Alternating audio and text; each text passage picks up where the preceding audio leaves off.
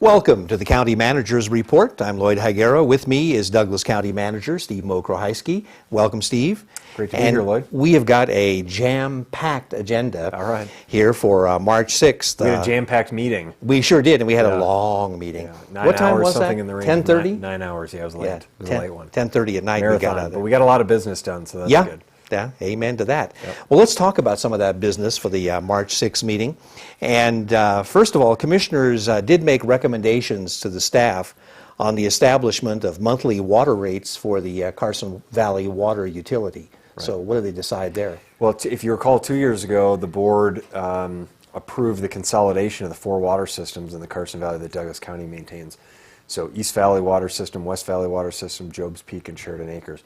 Those 4 systems in the Carson Valley were consolidated into one fund, and so we have one water utility for Douglas County customers in the Carson Valley. The board set rates 2 years ago, a 2-year rate structure, and now those rates are expiring July 1st or June 30th, 2014, and so we're in the process now of revisiting that issue. We presented to the board a 5-year rate structure, so it would go from July 1st, 2014 for the next 5 years. The benefit of having a 5-year rate structure, as our board has recognized, is you create certainty for residents and businesses that are on the system. If you have a business that's looking to invest, or a resident that someone who's looking to buy a home, or is on a fixed income, that they have the ability to sort of look out over a 5-year period and say, I know what my costs are going to be for my water and sewer bills over that period of time. And the other benefit is for Douglas County that we have some certainty on the revenue that will be collected and the ability to manage that fund going forward. So the board has been supportive of developing that 5-year rate structure, and it will continue. We're going to notice those rates and then come back to the board in the course of the next couple months to adopt them formally. Okay, and not to be forgotten is the sewer. The commissioners also made some recommendations on the establishment of monthly sewer rates for Douglas County's sewer utility. Kind of the same story, maybe? Same story, 5-year rate structure, and we're looking, in the range of about a 3% increase in water and sewer rates. So it is an increase. It's not, on the water side, we were projecting 9 to 10% annual increases couple years ago for the out years, and now we're looking more in the range of 3% annual increases. So still an increase, but significantly less than we had been projecting, both for water and sewer. A lot of that is due to the consumption has come in better than we thought it was, so our revenues are stabilizing and are looking pretty good. What's really driving the rates here for the Carson Valley water and sewer system is system reinvestment, what we call system reinvestment. This is collecting revenue that will pay for future capital improvements in the system. You want to be able to build a reserve in a utility so that you have cash on hand to finance future capital improvements for a water system. You don't want to have to bond for them. You don't want to have to borrow money, because you borrow money, then you have to pay an interest rate, and the cost is ultimately higher for the customers. So thankfully in the Carson Valley, we're in a situation where we have the luxury of time. We have several years to collect the funds necessary through the rate structure to build a reserve to pay for those improvements. In Lake Tahoe, it's a different story, where we don't have the amount of time, and we have a small customer base and a lot of capital infrastructure, so we're likely going to have to debt there. So anyways, I think a relatively stable situation, although increases for water and sewer in the valley systems, much more stable certainly than we have at Lake Tahoe. Okay, so also on that March 6th agenda, the Road Funding Task Force, a newly formed task force, made recommendations to commissioners on funding of future road projects. Right, and we did this a year ago. The board directed in the budget process, and the board said we want to shift as much existing general fund property tax revenue as we can without raising taxes, shift it over into road maintenance because it's a high priority. That's priority-based budgeting. We did that in the budget. And the board also said, in addition to shifting over $1 million annually into road maintenance, we want you to engage the residents in a dialogue about additional solutions to fund the $4 million per year that we need to identify to maintain roads. So we did that. In June of 2013, we created a task force with 18 residents and business leaders in the community met 7 or 8 times, and as well as a couple of public workshops. They came up with 3 really, what I think were really thoughtful recommendations. One, that countywide taxes pay for regional countywide roads, and that local neighborhood taxes, assessments within a small neighborhood area, pay for local neighborhood roads. That was the first policy recommendation. Then 2, that the county continue to shift existing property tax revenue to fund those countywide regional roads. And 3, that the county explore the potential creation of 1 or more road districts. So this would be you'd carve out an area outside of an existing town or GID boundary where the county maintains local roads, and you would create an assessment and then use that revenue to pay for those local neighborhood roads, so that residents countywide who don't use those neighborhood roads wouldn't have to pay their tax dollars to fund that maintenance, but the people who do benefit from it in that local neighborhood would pay for it. So those were the recommendations. The board adopted the first 2, which was the policy for regional taxes for regional roads, local taxes for local roads, and then 2, shifting another $1 million from the general fund. So we're going to move forward with that, and I think this discussion of the road district will continue to happen with additional public dialogue in the future. It's really interesting when you put a group of people together with what comes out at the other end. We did not, and that's, Lloyd, the interesting thing is we didn't go in, just as we did with the airport, we didn't go in necessarily, I think we had some ideas of what we thought we could do with the airport and with roads, but what we came out with on the back end, after engaging residents who were thoughtful and productive and wanted to contribute solutions, not just obstruct the process, they actually wanted to come up with ideas, is they came up with better ideas than we thought we had going into it, and that's the value of engaging the public in the process. We had never contemplated this road district idea. It wasn't on our minds. We were looking at kind of the other revenue options there, but this group very thoughtfully came up with, the fact that people who live in towns and GIDs pay a higher property tax rate than those who live in, you live in the town of Gardnerville, you're on the Gardnerville Town Board. You pay a higher property tax rate because you pay the town of Gardnerville's rate to do things like maintain the local roads in the town of Gardnerville than someone who lives in an outside area like East Valley, Ruinstrath or Johnson Lane areas. They pay a lower property tax rate, the county maintains their local roads, and general taxpayers have so far been funding the maintenance of their local roads. So, I think that it's a difficult discussion. More public dialogue has to happen on that issue, but I think they've uncovered a really valuable piece of information for the community to talk about more. A lot better than having a bunch of GIDs. No doubt. A bunch more. And this would not be a new GIDs. These would be basically areas where you would create an assessment, and then the county would collect that revenue, and we would still hire private contractors to do the work. So you wouldn't hire managers and office staff and create a whole new board. It's not another structure of government. It's just, it would be a way to collect additional revenues to pay for a service. Pay for roads, sure. Okay. Well, also at that meeting, commissioners approved an ordinance placing a temporary moratorium on medical marijuana establishments that could be established here in Douglas County. Right. State law, in the 2013 legislative session, state law was adopted to allow for medical marijuana dispensaries. We can have 1 dispensary in Douglas County, I believe. And the board has taken the action to do a temporary moratorium to allow the appropriate time to consider this issue further, look at what the state regulations are going to be, and really be thoughtful about our implementation and ultimate plan here. So I think really the community unanimously, even those who are supporting medical marijuana, took a neutral position on this, and they said, yeah, it's probably good for you to take the time and study it. And so we will not allow medical marijuana dispensaries for a period of time until the state regs come out. But future action will come by the board and by the district attorney's office and our staff to determine what's appropriate for Douglas County in the long term. Okay. And commissioners also approved an ordinance allowing for the processing and production of craft foods or alcoholic beverages, including craft distilleries. This was another state law that was adopted in the 2013 legislative session. AB 153, I think is what it was. And it allows for these, you can have craft beer and wine, but it did not allow for distilleries. And so the state law was changed. Churchill County was, I think, the first county to create a local law because they have folks who are in the winery business there. They wanted to branch off into distilling.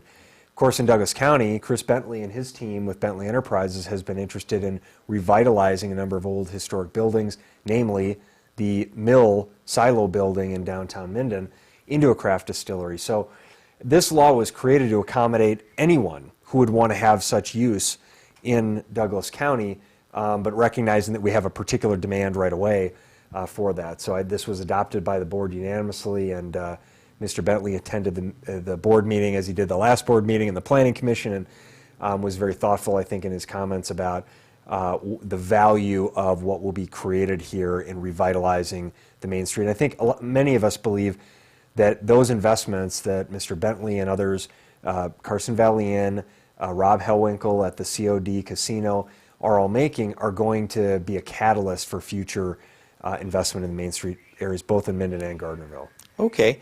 Also on the agenda was Clear Creek. Commissioners introduced an ordinance approving an agreement between Douglas County and Clear Creek Development for water system improvements, and they also approved a planned development modification application for the Clear Creek development. This was a discussion that we had a couple months ago, and Clear Creek was wanting Douglas County to participate in the regional water line connection from Jacks Valley Middle School to all the way down to Montana, and it would service the Clear Creek development, but it also service our West Valley customers. And there's a significant benefit really to Douglas County and to our water customers from this. So we have come up with an agreement that meets all the terms that the board and the residents who came forward and asked certain criteria be in place meets all that criteria. So there will be a county contribution to this regional water line with a defined repayment schedule by Clear Creek, plus interest, 10% interest over the period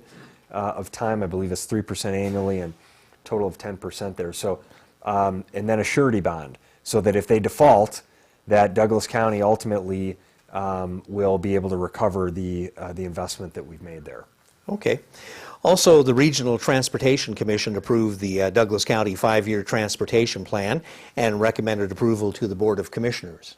And this is the 5-year transportation plan as you sit as the appointed member of the Transportation Board for Douglas County. It's Commissioner McDermott, Commissioner Lynn, and you, Lloyd, that serve on that. And every year, our staff brings forward a 5-year plan, and this ties to our road maintenance challenge, preventative road maintenance, the limited funds that we invest in hiring private contractors to do things like chip seals, and slurry seals, and overlays of county roads. So this is the 5-year plan that looks at how we're going to spend those limited funds that we have on improving our roadways and planning for other transportation investments, bridges and culverts and highway improvements. Okay. And anything else you want to say on the 5-year plan? No, I think the 5-year plan looks good. Unfortunately, there's an awful lot of zero funding. You see a lot of zeros on the plan. Yeah. But there are plans there, and if the money ever appears, we'll have the best roads in the world. Yeah. Well, and we're working on that. We went from 300,000 to 1.3 million, right, and hopefully 2.3 million next year, without a tax increase. So that's good. Yeah, I always remember what Greg Lynn told me about that board. He said when you're on it, you come there and you see all of the projects and it all looks good. Then you realize there's no money to do any of them, and you all go home and cry.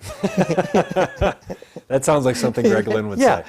And so that's what we do. We cry a lot. Commissioners approved amending the Douglas County Health and Safety Code. This is in regard to public nuisances. Right. This was initiated by the Community Development Department. It's the second reading. It was adopted and gives our code enforcement office the greater ability to work with residents to enforce nuisances and abate those concerns. Okay.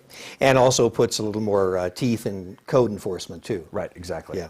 Okay. Also, commissioners at the March 6th meeting were considering a resolution to increase the speed limit to 35 miles an hour on Drayton Boulevard. That would be from Centerville to Pleasant View, or to enforce the 25-mile-an-hour speed limit. And what did they decide to do? Well, this was kind of a complicated issue, but they ultimately decided to keep the speed limit. The ordinance says 25 miles per hour on roads within a GID. This is in the Gardnerville Ranchos GID. We'd listened to some residents who came forward and shared some information, valuable information with us, and went and did a correction, and the board decided let's keep the speed limit on Drayton at 25 miles per hour, so we will post it as such. Okay.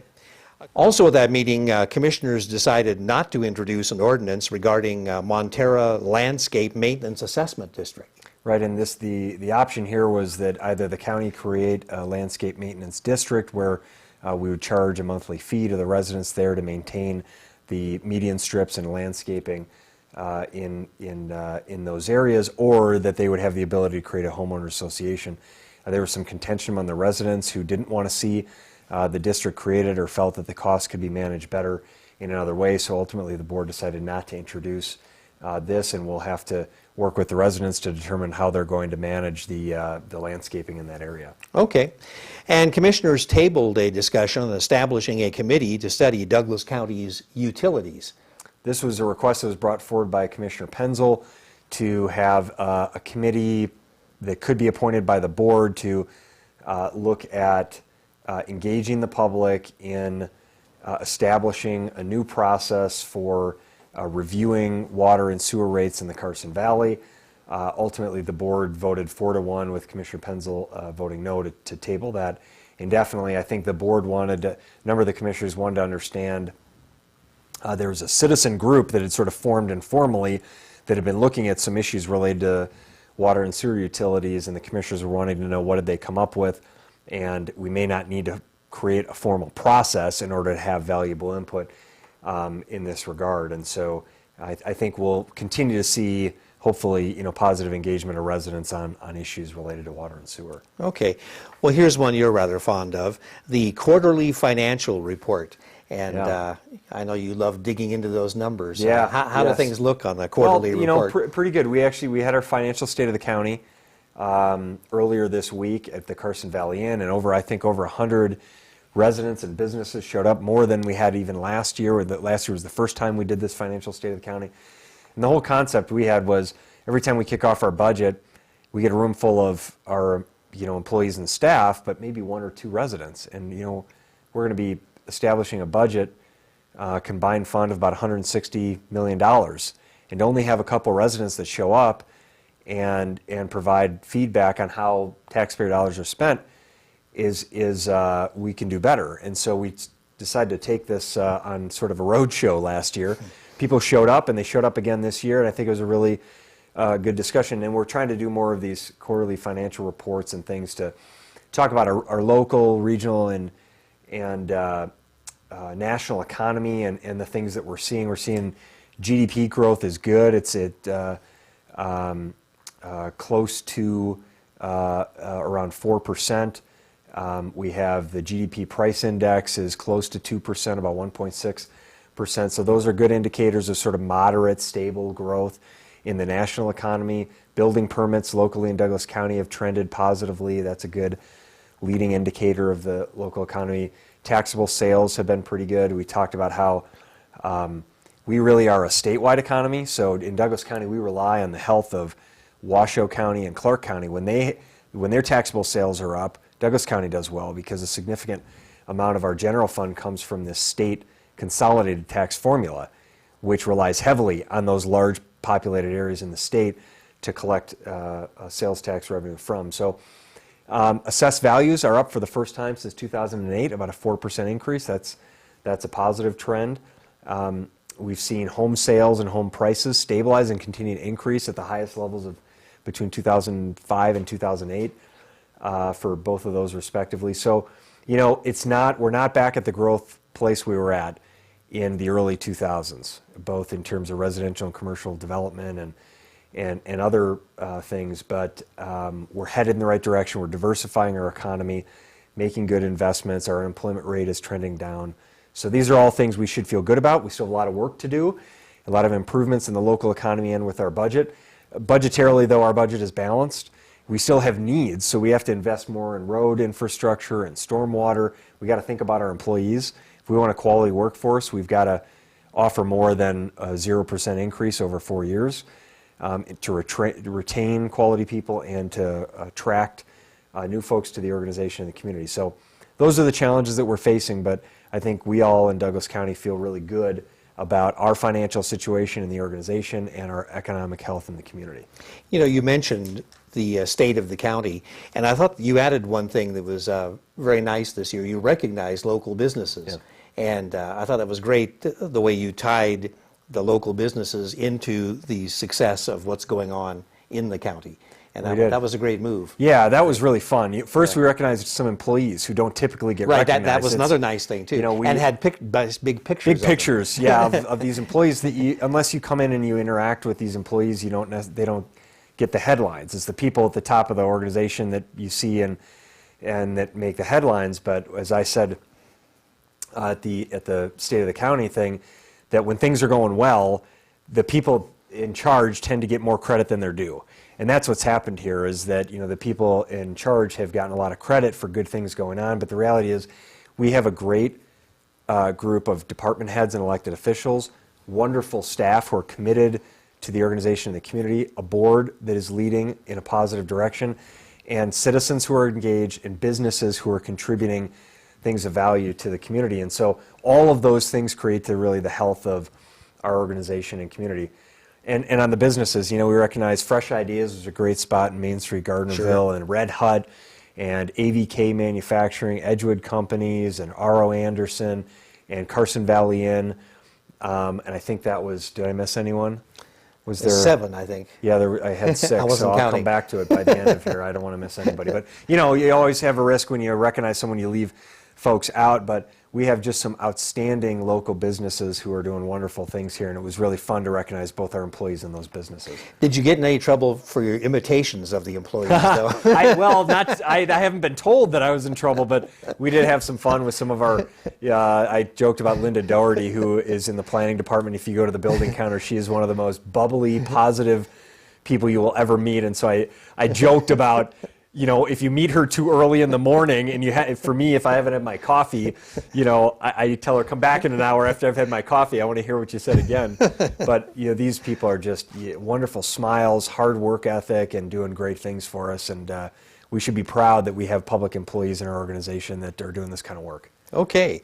Also, a couple more items from the commission meeting. Commissioners approved the transfer of fire stations 1, 4, 9, and 16 from Douglas County to the East Fork Fire and Paramedic District. This was a cleanup. Sounds like is something where Douglas County owned the land, and we had sort of maintained the liability for it, but they were East Fork separate district fire stations, and we really had no role there. So we wanted to remove all the liability. East Fork wanted to take on the responsibility that they had already assumed, so a cleanup item there. Okay.